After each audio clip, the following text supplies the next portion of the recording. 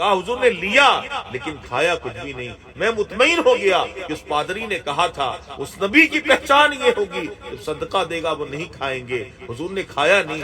آگے یہودی کے پاس غلامی کرتے تھے اور پیغمبر اسلام محمد رسول اللہ صلی اللہ علیہ وسلم نے اس غلام کو آزاد کیا.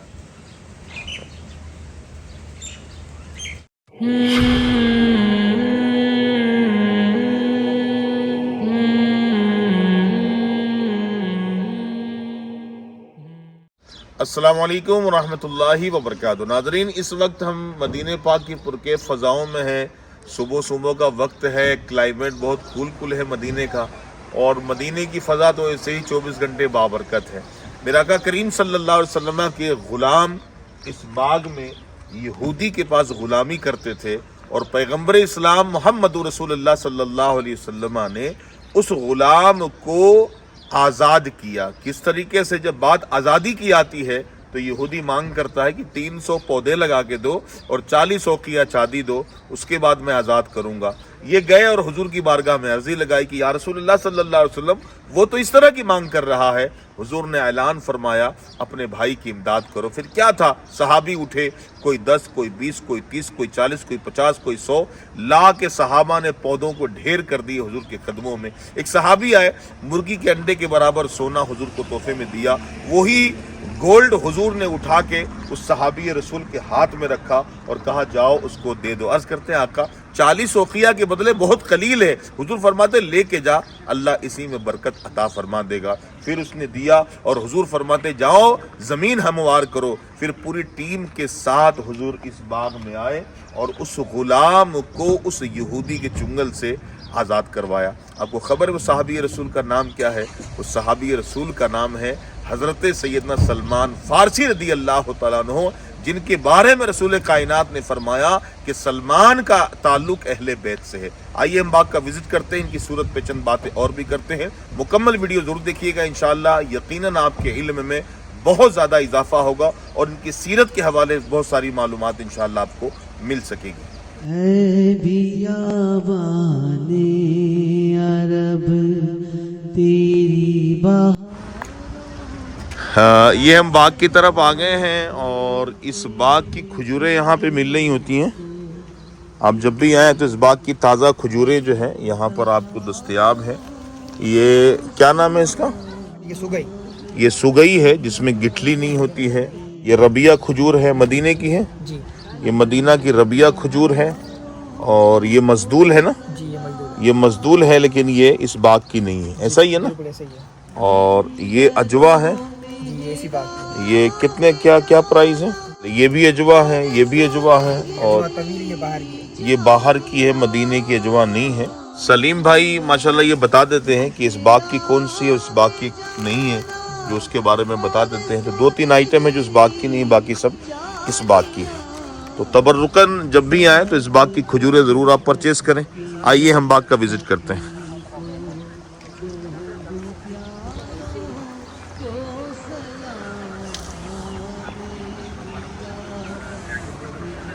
اس طرف اگر آئیں گے تو بہت سارے وزیٹر لوگ گاڑیاں اپنی یہاں پہ کھڑی کر کے جو ہے وہ اپنے لوگ ساتھ میں لے کے وزٹ کرتے ہیں. یہ پانی ہے دیکھیں،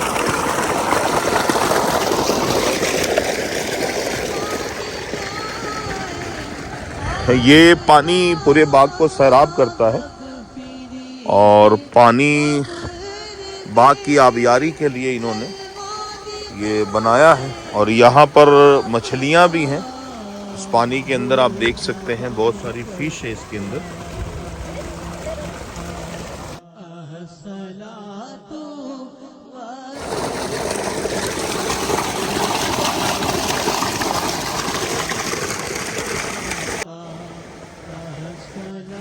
یہ وہ باغ ہے جس باغ میں مصطفیٰ کریم علیہ الصلوۃ والسلام بنفس و نفیس تشریف لائے تھے اور حضور صلی اللہ علیہ وسلم نے جو پودے لگائے تھے اپنے مبارک ہاتھوں سے اس زمین کے اندر پودے لگائے تھے. لیکن حضور صلی اللہ علیہ وسلم کے ہاتھوں سے لگا ہوا وہ کون سا پودا ہے، اس کی نشاندہی بہت مشکل ہے. ناظرین، سلمان فارسی رضی اللہ تعالیٰ عنہ جو ہیں، ان کی سیرت کے حوالے سے ایک بہت اہم گفتگو ہم کرنے لگے ہیں، اور انشاءاللہ مکمل ویڈیو جب دیکھیں گے تو یقیناً آپ کے علم میں اضافہ ہوگا۔ سلمان فارسی کا جو باپ تھا وہ آتش پرست تھا اور وہ آگ کی پوجا کرتا تھا، اور آپ کو اس کام پر مجبور بھی کرتا تھا۔ تو آپ نے مذہب عیسائیت کو قبول کر لیا تھا اور باپ کی چنگل سے بچ بچا کر ملک شام کا آپ نے سفر کیا، اور کئی پادریوں کے پاس رہے اپنی زندگی میں۔ موصل، نصیبین، عموریہ جیسے شہروں میں آپ پادریوں کے ساتھ رہے اور مذہب عیسائیت کے بارے میں آپ سیکھتے رہے، کیونکہ حضور کا اسلام آیا نہیں تھا۔ میرے آقا کریم صلی اللہ علیہ وسلم کی یہ غلام حضرت سلمان فارسی رضی اللہ تعالیٰ عنہ جب عموریہ کے عیسائی کے پاس تھے، اور جب اس کے انتقال کا وقت آیا، وہ مرنے لگا، تو آپ نے اس سے پوچھا کہ بابا تو دنیا چھوڑ کے جا رہا ہے، ہمیں کون مذہب عیسائیت کے بارے میں بتائے گا، اور کس کے پاس رہ کے اس مذہب کے بارے میں مزید میں کچھ سیکھنا چاہوں تو سیکھ سکتا ہوں، اور کون میری رہنمائی کرے گا؟ تو اس نے کہا کہ بیٹا دیکھ، روح سرزمین پر ہمارے مذہب کا کوئی ایسا عالم نہیں جس کا پتہ میں تجھے بتاؤں، اور کہا میرے لگتے جگر تجھے اب کہیں جانے کی ضرورت بھی نہیں ہے، کیونکہ اب اس نبی آخر الزمان کے مبعوث ہونے کا وقت آ گیا ہے، جو مکہ المکرمہ میں جلوہ گر ہوں گے، اعلان نبوت فرمائیں گے، ان کی قوم وہاں سے نکال دے گی اور وہ کھجوروں والے شہر کی طرف ہجرت کر کے چلے جائیں گے۔ میرے لگتے جگر ان سے ملاقات ضرور کرنا، ان کے فیضان سے مشرف ہونا، اور کہا کہ میرے بیٹے اس نبی کی پہچان یہ ہوگی کہ جب ان کو تو صدقہ دے گا تو وہ صدقہ نہیں کھائیں گے، قبول نہیں کریں گے، ہدیہ دے گا وہ لے لیں گے، اور دونوں شانوں کے درمیان مہر نبوت ہوگی، پھر وہ مر جاتا ہے۔ آپ تلاش میں تھے، کوئی یہودیوں کا کوئی قافلہ نظر آئے عرب سے جس کے ساتھ میں عرب کا سفر کروں۔ آپ اجمی تھے، آپ کو عربی بھی نہیں آتی تھی۔ خیر، یہودیوں کا قافلہ ایک ملا، اور انہوں نے کہا کہ چند میرے پاس جانور ہیں اور کچھ پیسے ہیں، تم لے لو اور مجھے عرب لے کے چلو۔ کہا یہودیوں نے حامی بھر لی اور مجھے ساتھ میں لیا، اور آبادی سے باہر نکلنے کے بعد مجھے مار مار کے غلام بنا کے بازار میں بیچ دیا۔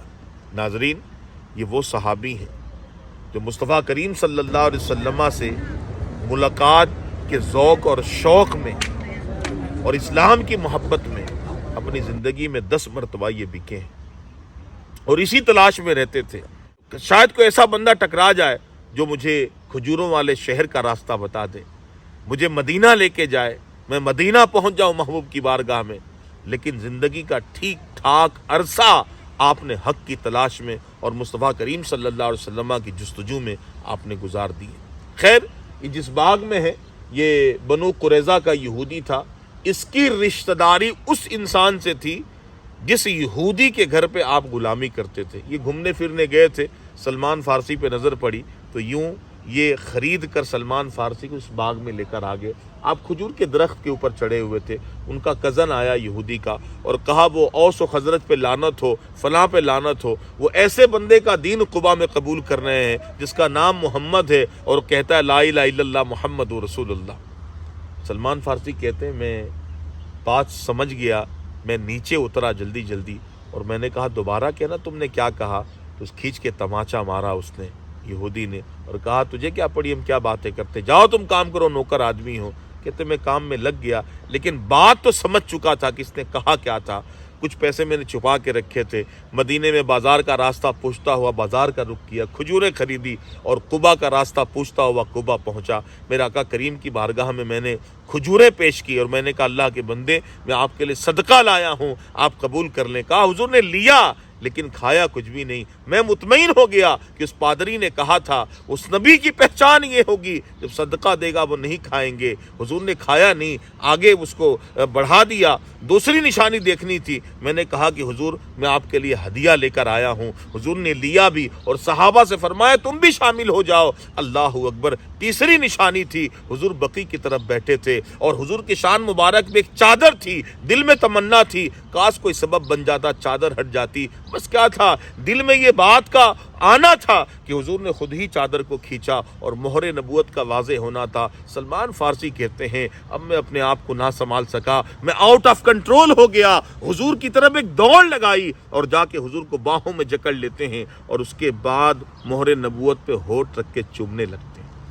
رو رو کے سلمان فارسی نڈھال ہے جب اپنا واقعہ فارس نصیبین، عموریہ، موصل، یہ فلسطین، عراق اور ایران کی یہ تمام شہروں کے نام انہوں نے بتائے، اور کس طرح انہوں نے ٹراویل کیا، اسٹرگل کیا انہوں نے۔ صحابہ پہ رکت طاری ہونے لگی تھی، صحابہ بے ہوش پڑنے لگے تھے۔ المختصر یہ ہے کہ حضور صلی اللہ علیہ وسلم نے اس یہودی سے آزاد ہونے کی ترغیب دلائی۔ انہوں نے آگے جب بات رکھی تو اس نے کہا ٹھیک ہے 300 پودے لگا کے دو اور 40 اوقیہ چاندی دو، اس کے بعد تم آزاد ہو۔ جو واقعہ میں شروع میں بتا چکا ہوں، میرے آقا کریم صلی اللہ تعالیٰ علیہ وسلم نے صحابہ میں اعلان فرما دیا، صحابہ ایک جٹ ہو کے پودوں کے ڈھیر لگا دیے، اور میرے آقا کریم صلی اللہ علیہ وسلم نے فرمایا کہ سلمان جاؤ زمین ہموار کرو۔ آپ آئے زمین کی کھدائی کی پوری ٹیم کے ساتھ، میرے مصطفیٰ کریم صلی اللہ علیہ وسلم اس باغ میں تشریف لے آئے، اور اپنے دشت مبارک سے اس باغ میں حضور نے پودے لگائے۔ پودے کی نشاندہی تو مشکل ہے کہ وہ پودا کون سا ہے،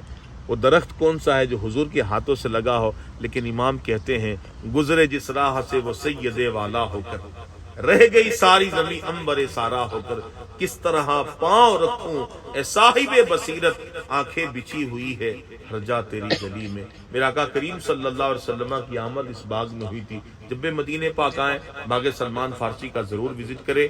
مشہور و معروف صحابی رسول ہیں، اور جلیل القدر یہ وہ صحابی ہیں جن کے حوالے سے غزوہ خندق کے موقع پر حضور نے انصار و مہاجرین کے سامنے فرمایا تھا کہ سلمان کا تعلق اہل بیت سے ہے، اور دور خلافت راشدہ میں سیدنا عمر بن خطاب رضی اللہ تعالیٰ عنہ نے ان کو مدائن کا گورنر بھی بنایا تھا۔ اللہ اکبر۔ اللہ پاک سلمان فارسی رضی اللہ تعالیٰ عنہ کی تربت پہ کروڑا رحمت نازل کرے۔ اللہ پاک ان کی تعلیمات پہ عمل کر کے ہمیں دنیا بھر میں حضور کی شریعت کو عام کرنے کی توفیق عطا فرمائے۔ آج کی ہماری ویڈیو کیسی لگی؟ باغ سلمان فارسی اور آپ کی سیرت پہ چند لب کشائی کا موقع ملا، کمنٹ میں ضرور لکھیے گا۔ ویڈیو کو شیئر کریں، اپنے بچوں کے ساتھ ہمارے چینل کو دیکھتے رہیں۔ زبیر اتاری مکی یوٹیوب چینل سپورٹ بھی کریں۔ السلام علیکم ورحمۃ اللہ وبرکاتہ۔ ایک نئے ویڈیو کے ساتھ انشاءاللہ اگلی ولاگ میں حاضر ہوں۔